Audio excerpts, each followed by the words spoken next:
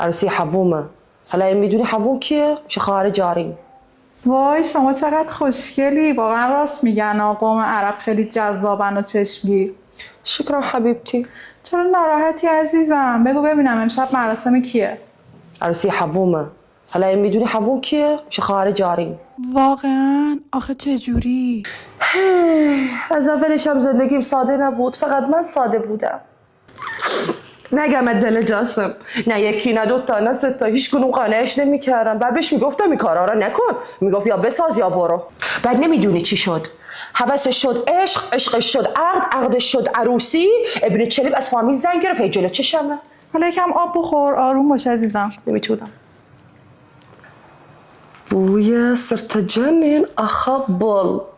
چی میگی عشقم؟ یه جوری بگو منم متوجه بشم. داشتم میگفتم که خیلی خوشگل شدم، محشر شدم. حالا فکرشو بکن با این استایل وارد اون مجلس بشم، مطمئنم اون افریت از حسادت میترکه. مطمئنم جاسمی جونم منو با این استایل ببینه کلا جشنو به هم بریزه.